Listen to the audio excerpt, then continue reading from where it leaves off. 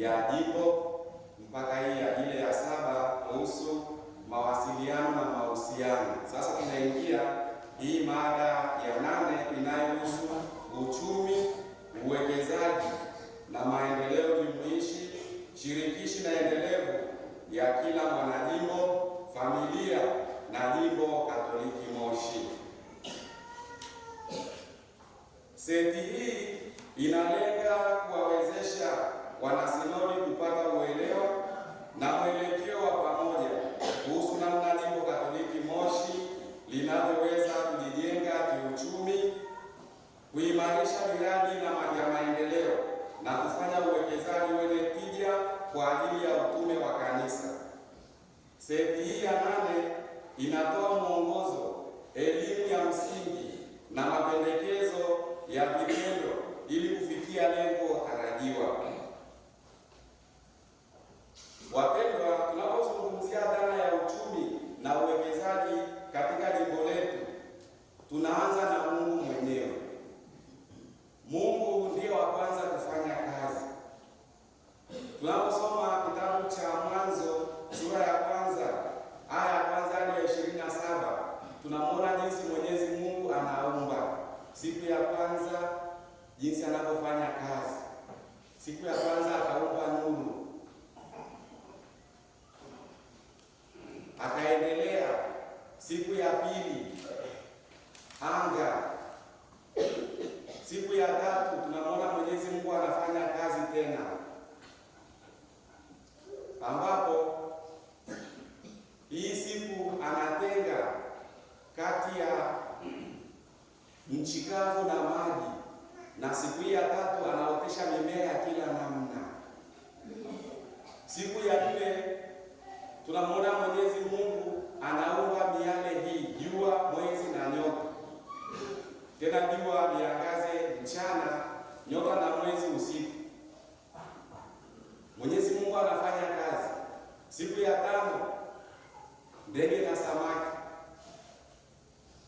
Siku ya 6 wanyama wa kila namna, na baadaye anamuumba mtu kwa sura na mfano wake. Kwa hiyo Mungu ni wa kwanza kabisa kufanya kazi,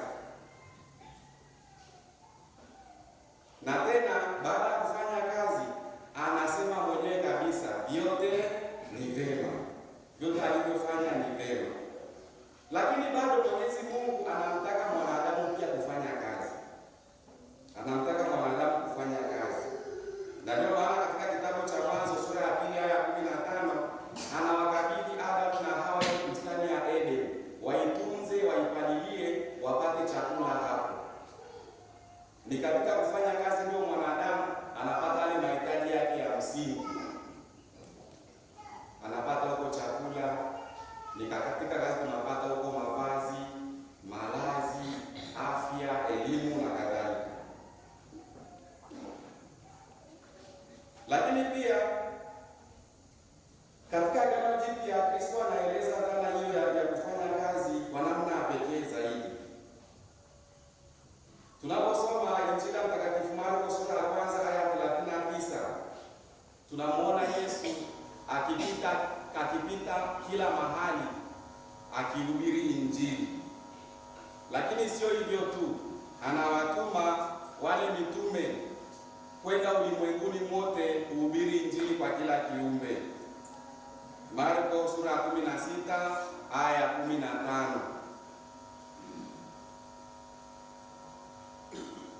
Hata mitume nao walifundisha watu dhana hiyo ya kufanya kazi na uwekezaji. Hivyo swala zima la kufanya kazi, uchumi na uwekezaji lina chimbuko lake kutoka kwa Mungu mwenyewe. Kwa sababu hiyo hatuna budi kufanya kazi kwa bidii, kujenga uchumi ulio imara na kuwekeza kwa ajili ya vizazi vyote. Taifa la Mungu, tumsifu Yesu Kristo. Sinodi Jimbo Katoliki Moshi.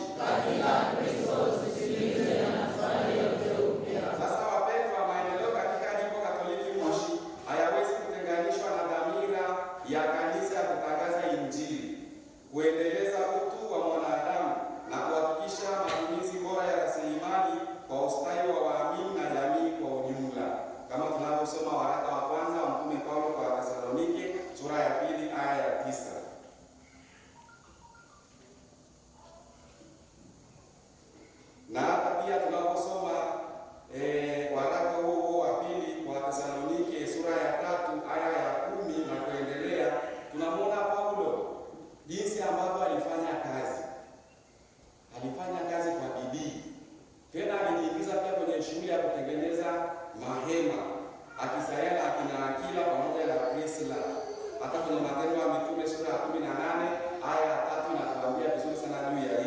na alifanya kazi kwa bidii ili asilemee wengine.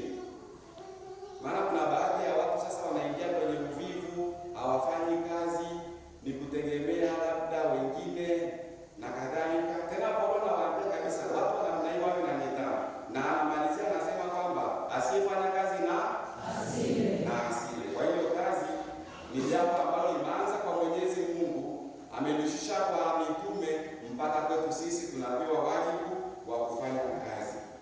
Sasa wapendwa, lengo la seti hii ya 8 ni kuwajengea wadau wa jimbo. Tunapokuwa tukisema wadau, maana ni maklero, watawa na wale, uelewa wa pamoja juu ya hali ya uchumi wa jimbo, mafanikio na changamoto zake, fursa za uwekezaji na miradi ya maendeleo inayowezekana, utamaduni wa uwajibikaji, uadilifu na uwazi katika matumizi ya rasilimali kijimbo, kifamilia na kibinafsi, ushiriki wa waamini katika kujenga uchumi wa kanisa, mikakati ya muda mfupi, wakati na mrefu ya maendeleo ya jimbo, kila mwanajimbo na familia, na pia kujenga jimbo lenye uchumi imara linalojiendesha na linaloweza kutimiza utume wake kwa ufanisi na kiuendelevu. Mada ya uchumi katika mtazamo wa kanisa. Kwanza kabisa tuanze kuona maana ya uchumi. Uchumi ni mfumo wa uzalishaji, usambazaji na matumizi ya rasilimali ili kukidhi mahitaji ya binadamu kwa haki, utu na uwajibikaji. Kwa hiyo uchumi ni maisha ya binadamu kwa ukamilifu wake yanayolenga kukuza maendeleo ya kiroho na kimwili. Kwa maneno mengine, uchumi si tu kuhusu fedha na mali, bali ni huduma ya upendo na haki kwa ajili ya ustawi wa binadamu wote, hasa maskini na waliotengwa. Na mwisho wa yote, uchumi unapaswa kumtumikia mwanadamu, si mwanadamu kuutumikia uchumi. Na ndio maana Baba Mtakatifu Francisco anatuambia kwamba uchumi unapaswa kumtumikia mtu, si mtu kuutumikia uchumi. Uchumi katika jimbo Katoliki Moshi unajumuisha nini?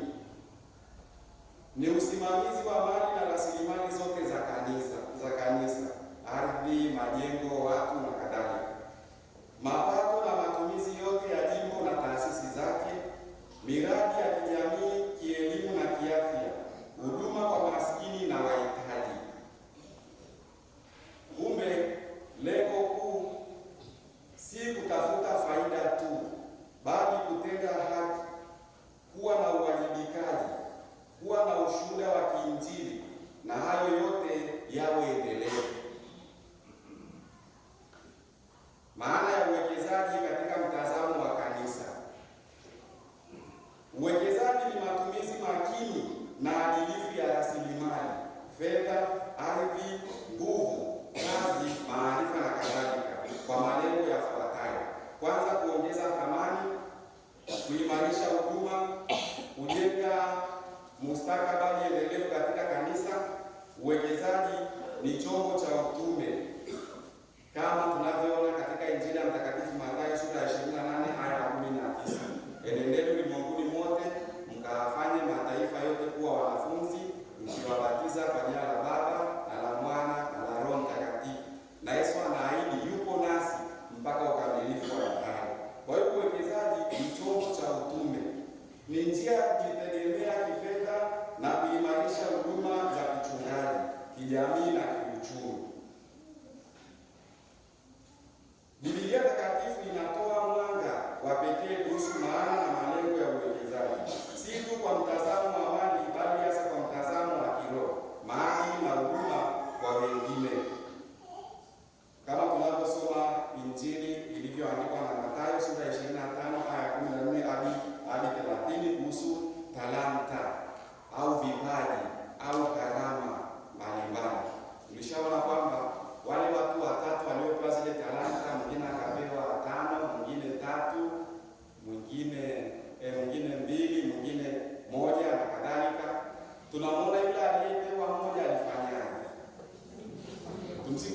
Kristo alifanyaje? Aliifungia.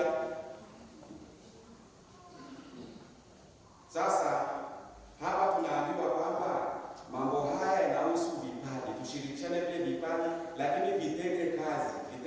Kila mmoja ana karama mbalimbali, hasa zile karama itumie kwa ajili ya manufaa yako na ya wengine, maana Roho Mtakatifu anatupa talanta hizi kwa ajili ya kufaidiana, sio kwa ajili ya ubinafsi. Usichimbie kipaji chako, usichimbie karama yako, daima tufanye kazi. Tunamwona yule waziri aliyekuwa na 5 aliingiza kwenye biashara, akafanyia kazi, akazalisha nyingine ngapi? 5. Na Mwenyezi Mungu anampongeza, vema mtumishi mwema na mwaminifu, ingia katika hata yule wa pili kadhalika alifanya biashara pia akazalisha. Hata huyu wa mwisho Yesu mwenyewe anamshangaa, anasema basi hata ilipaswa uweke kwa wanaotoa riba, hata nikija basi unipe na. Tumsifu Yesu Kristo. Kwa hiyo hapo ni changamoto. Mungu hapendezwi na pale ambapo tunafanya mambo ya kibinafsi pasipo kushiriki pamoja ili kuzalisha. Na ndio maana sinodi yenyewe kauli mbiu inajibu hilo. Sinodi jimbo Katoliki Moshi, katika Kristo tusikilize na tufanye yote. Haya. Sasa kwa ufupi, uwekezaji wa kanisa ni zaidi ya fedha. Ni kutumia rasilimali, muda, vipawa, mali na nafasi mbalimbali kwa hekima kwa ajili ya Mungu na wokovu wa mwanadamu. Na hapa ndugu zangu, Biblia iko wazi tu. Inatuambia anayepanda haba atavuna nini? Kama tunavyosoma Injili kadiri ilivyoandikwa na Mtakatifu Luka sura ya 16 aya ya 10 hadi ya 13.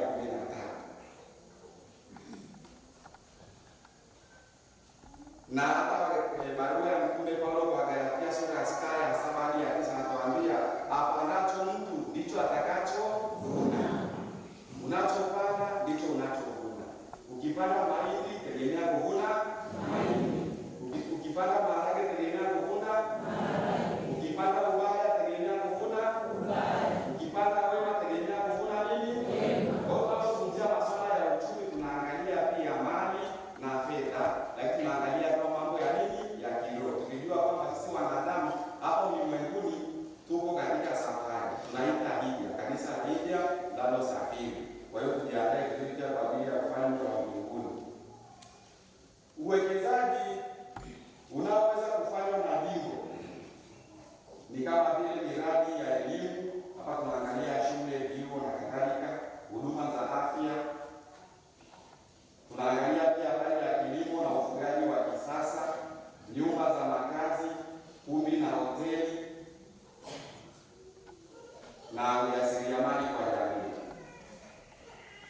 Sasa uwekezaji wa kanisa unapaswa kuwa wa maadili au ambayo tumeyataja hapa, unapaswa kuwa wa maadili, unaojali na kulinda mazingira, unaotenda haki kwa wafanyakazi, unaowanufaisha wote na si wachache, wa ukarimu wa kimungu, uwe wa muda mrefu na endelevu. Kumbe sifa hizi, mradi wote tunaoanzisha, mambo yote ya kichumi tunayoyatenda, lazima ipite katika mambo haya tuliyotaja hapa. Na kwa kweli kanisa Katoliki linasifika kwa uadilifu, umoja na kulinda mazingira. Tena unatenda haki kwa wafanyakazi, unaowanufaisha wote na si wachache, wa ukarimu wa kimungu na uwe wa muda mrefu na endelevu. Uwekezaji na maendeleo ya kila mwanajimbo. Hii inamaanisha mchakato wa ukuaji na maendeleo ya mtu mzima kiroho, kiakili, kimwili, kijamii na kiuchumi kwa mwanga wa Injili, kwa lengo la kufikia ukamilifu na utimilifu wa maisha katika Kristo na katika mpango wa kuchangia ustawi wa watu binafsi na jamii yote. Yote haya yanapaswa kusukumwa na roho ya upendo wa kiinjili na huduma kwa wengine. Kwa mantiki hii, seti ya 8 inatukumbusha sisi wanakanisa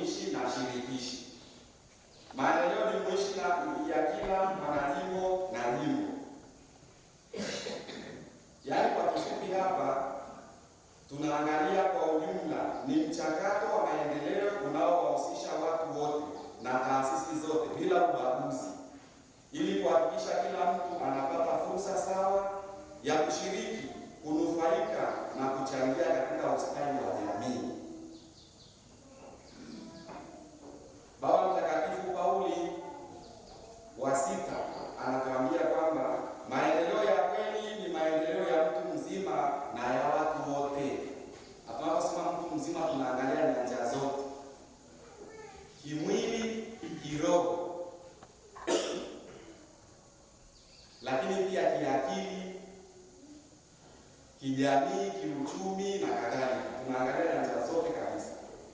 Maendeleo shirikishi ili kuongeza ufanisi, uzalendo, umiliki, ubunifu na mshikamano. Jimbo na taasisi zake linahitaji baraza la uchumi lenye nguvu, uwajibikaji, taarifa wazi, utamaduni wa kujitolea, kufuatilia na kufanya tathmini, kama tunavyosoma katika waraka wa pili wa Mtume Paulo kwa Korinto sura ya 13 aya ya 5, Mithali sura ya 27 aya 23 hadi 24, na katika kitabu cha Mwanzo sura ya 1 aya ya 31. Kumbe katika mtazamo wa kikanisa, maendeleo shirikishi ni njia ya kuishi Injili ya upendo na mshikamano. Ni kutambua kuwa kila mtu ana karama na wajibu wa kushiriki na kushirikisha wengine ujenzi wa ufahamu wa Mungu hapa duniani kwa njia ya tunu za haki, usawa, uzalendo, sadaka na huduma kwa wote. Baba Mtakatifu Francisco anatueleza kwamba sinodi ni kutembea pamoja. Sinodi ni kutembea pamoja, ufahamu kila mmoja ana vipaji na karama, na hivyo kushirikishana katika hivyo ni kutembea pamoja bila ubaguzi.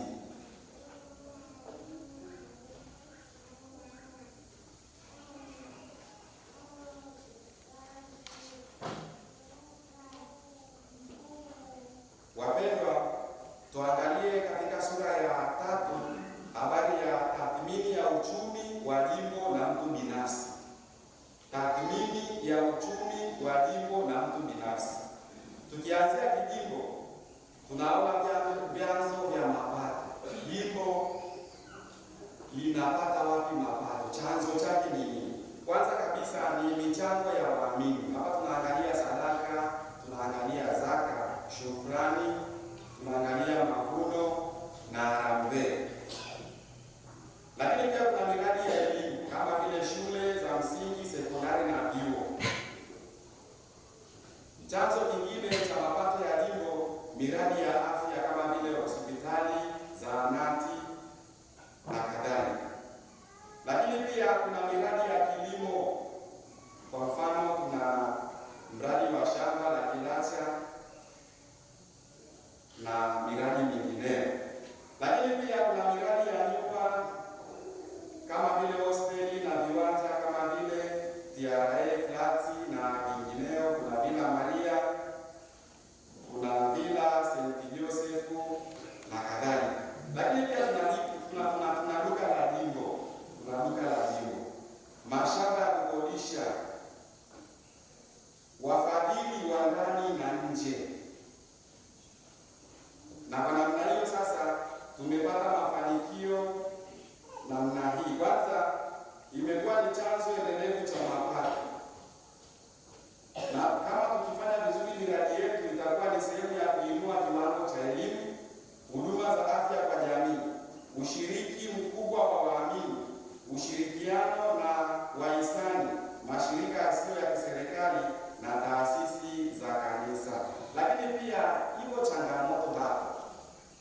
Changamoto yenyewe ya kwanza ni utegemezi wa michango ya waamini na wafadhili. Changamoto ya pili, miradi ya elimu, afya, kilimo na mifugo isiyochangia ipasavyo. Usimamizi dhaifu na ujuzi mdogo wa wasimamizi. Mtazamo hasi wa waamini kuhusu uwekezaji katika kanisa. Hiyo ni kwa upande wa jimbo. Lakini kwa mtu binafsi, tunaona kwamba tunapaswa au inapaswa kubuni miradi za kukuza pato la kila mtu, kama vile kuanzisha vikundi vya kuweka na kukopa akiba, kufuga bustani za mboga, vitalu vya miche ya miti na kadhalika. Hapa ni namna sasa mtu binafsi anaweza kupata pato lake. Tumetajiwa hapa kuanzisha vikundi vya kuweka na kukopa, kufuga bustani za mboga, vitalu vya miche ya miti na kadhalika. Leo tunaona vijana wetu wanaposubiri ajira wako tu mitaani.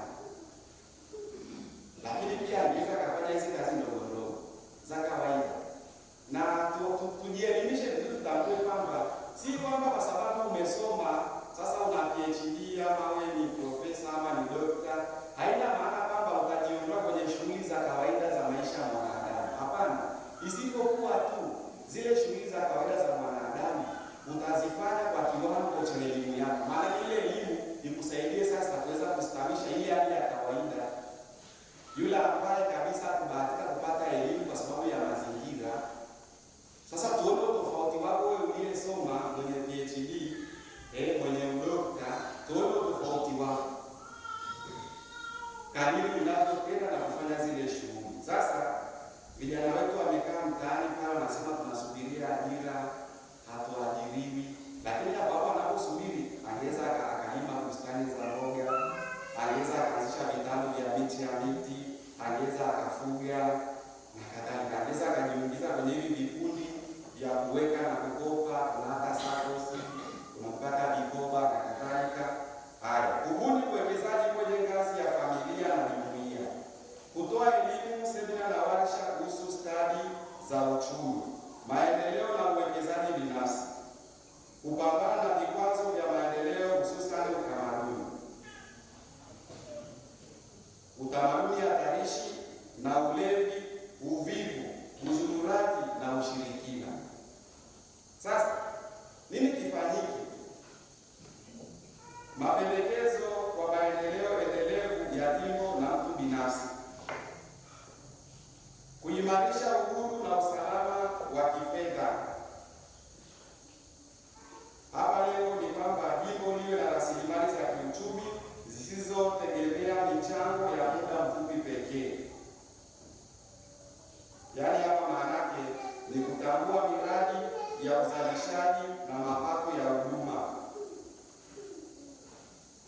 kuweka bodi ya uchumi na uwekezaji wa jimbo na parokia, misingi ya uhuru wa kifedha. Lakini pia jambo linahitaji usimamizi na ufuatiliaji. Kwa hiyo sasa ni lazima kuwe na tathmini ya kila mradi kabla ya kuanza, kuwe na tathmini.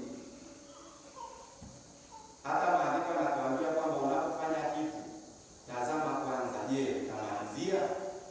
Waswahili wanasema kwamba wasije akasema ni nguvu ya nini? Msifu Yesu Kristo.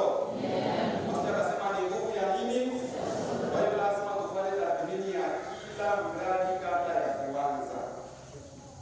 Lakini pia kuweka mfumo wa mapato na matumizi, mfumo utakaodhibiti hayo mapato na matumizi. Lakini pia ukaguzi wa ndani na wa nje wa kila mwaka ufanyike.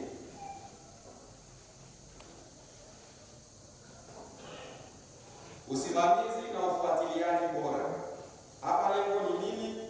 Kila mradi uendeshwe kwa ufanisi, uwazi na matokeo ya kweli. Kila mradi uendeshwe kwa ufanisi, uwazi na matokeo ya kweli. Katika taasisi mbalimbali na hata ndani ya kanisa, tusipofanya jambo kwa ufanisi na uwazi, yaani maana likaeleweka, kila mmoja akalielewa na ndani yake kukawa na kweli, kama hatutafanya hivyo, maana hatutaweza kufanikiwa. Hayo tunayoyafanya, iwe ni kwenye parokia, iwe ni kwenye vigango, iwe ni kwenye jimbo, lazima kuwe na ufanisi, lazima kuwe na uwazi, lakini pia tuone matokeo ya kweli. Ushirikishwaji na uwajibikaji. Kila mdau wa jimbo ahisi ni sehemu ya maendeleo. Kila mmoja ahisi ni sehemu ya nini? Ya maendeleo. Kama hapa parokiani, katika mazingira yetu, hata ukiona kwamba kuna ua linakauka pale, usiseme ni paroko au bali kiongozi, au usiseme ni kazi ya mwenyekiti. Yaani kila mmoja ajione katika kile kinachoharibika na ashiriki. Kila mdau wa jimbo ahisi ni sehemu ya maendeleo. Tunashirikiana pamoja katika kujenga jimbo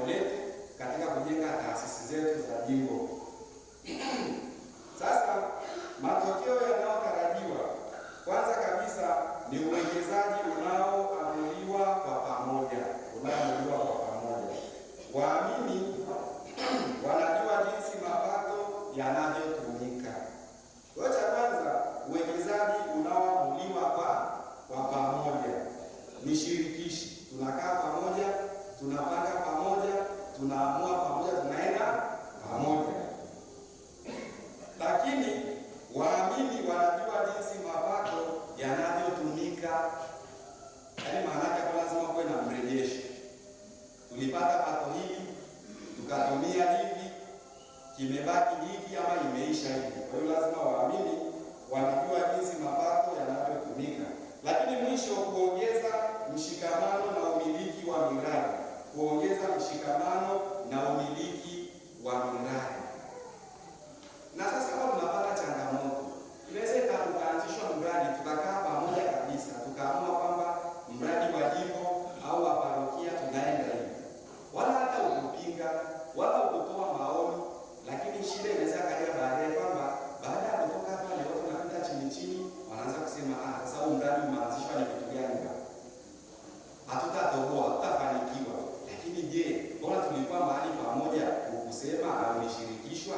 Kwa hiyo ni vizuri unaposhirikishwa uweze kutoa maoni, uweze kuchangia, ili sasa ule mradi au kile tunachokifanya kiwe ni cha kwetu kwa pamoja.